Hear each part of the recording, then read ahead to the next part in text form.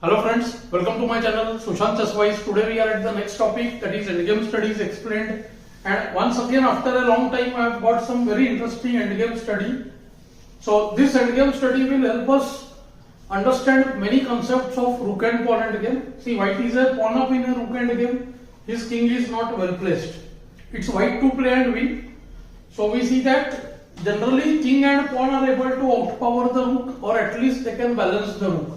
And the rest depends on how the rook is able to handle the enemy king, which determines whether one can win or not. So firstly, let's see if white plays the move kh2, one hasty move, and after king c3, the black king reaches on time. Let's say d7 now, rook d5, kg3, kc4, kf4, kc5, ke4, the rook simply goes away, and after ke5, the king timely reaches b6, and we see that the d pawn is lost. The rook has to move and it will be a drawn game rest. So in this kind of position, what happens? There is only one way to win, and white has to go with the move d7.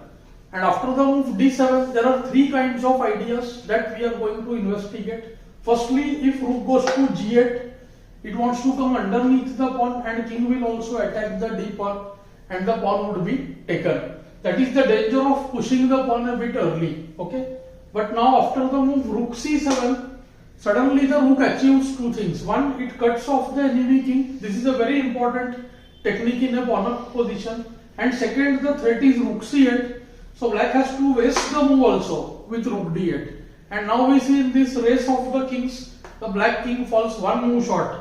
See, kg2, kb3, kf3, kb4, ke4, kb5, kd5, kb6. The rook has no place, but the king reaches on time to protect both rook and the pawn. See, next move will be rook c8 no matter what, rook a8 or rook h8, and then white wins the game. It means after the move d7, the move rook d5 is the only critical line. See what black is trying. Black will place the rook on the 5th rank and stop the enemy king from reaching the e7 square. The king should not support the d pawn. One of the way would be to get king to e6 and play rook a8, and the pawn would win. So white of course goes kg2. Now kc3, kc2 are almost similar. Now the king can reach closer from c3 and c2. See both the squares, but from c3 also he can do the same thing. It's very important to try to block this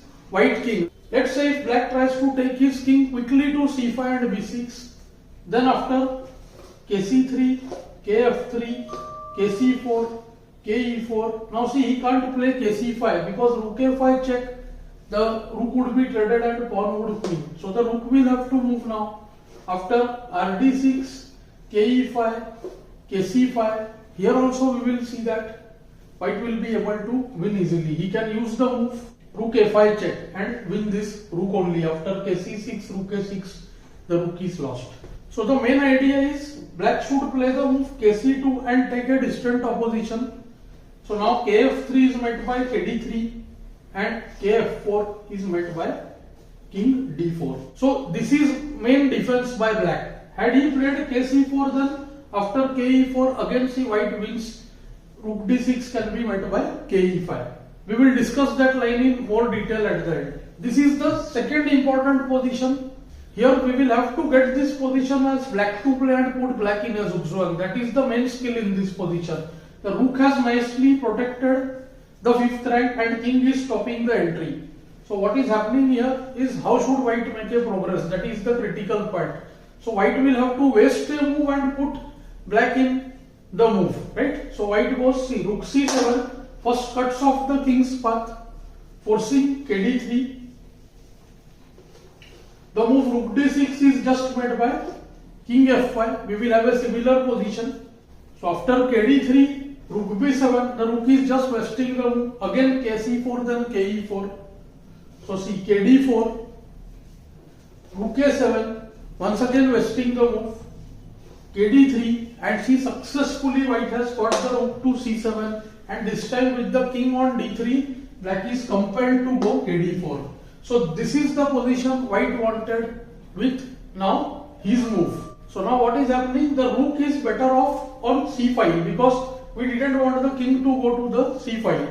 And now see, white has the very strong rook c1, and see, black is in a very strange kind of zugzwang. If rook d6, then rook check, rook is traded pawn queens.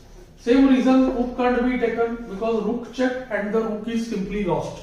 So this happens to be one of the main ideas. And finally we will see if the king has to go to c5, then what happens. So finally now we will see that black will try to do some other thing. He will not come kd3 and allow rook c7. So for that he can play the move rook d6, king f5. Again you must have noted that kd5 is made by rc7 and kd4 with rook c1. So now king has to go to c5, ke5, the rook goes away to d1, ke6, rook e1 check, king f7, rd1, ke7, re1, kd8, and now kb6. The king attacks the rook and vacates the c5 so that the rook can give check. And here white should know the Lucena position properly, then the win is very easy. Here white can play the move rook c7, or he can simply go with the move rook a2, which is a standard Lucena technique. Now see, black goes kb7. So black's technique is very simple. The king has been trapped in front of the pawn. Rook is guarding one file and the other side is taken care by the king. So now rook b2 check forced. Using a small tactic, if now kc6, then king hides behind the king and d8 wins. So rook d1, d8, rook d8, kd8 wins for white. Means the move ka7 is necessary. After ka6, white can do either kc8, rook c1, kb8, and she get the rook to b7, to rook d1, rook b7, then kc8, rook c7, and d8 wins. Or he can win like the game method also. So king a7 is the better defense. So the rook has to settle on the 4th rank because on 5th rank it will be attacked once again by ka6. So 4th rank is the ideal location. And now see, black is caught. He has to waste the move with the rook re2. And now see, kc7, rc2, kd6, rd2, ke6. If now re2, then kd5, rd2, rook d4. This is the standard Lucena position technique. You can check out my lessons on rook and games. There is a playlist on rook and games, theoretical rook and games. In that you will find from starting Lucena position and details of these kind of theoretical end games. And in this position, if black just waits with rook d1, then white now goes rook b5.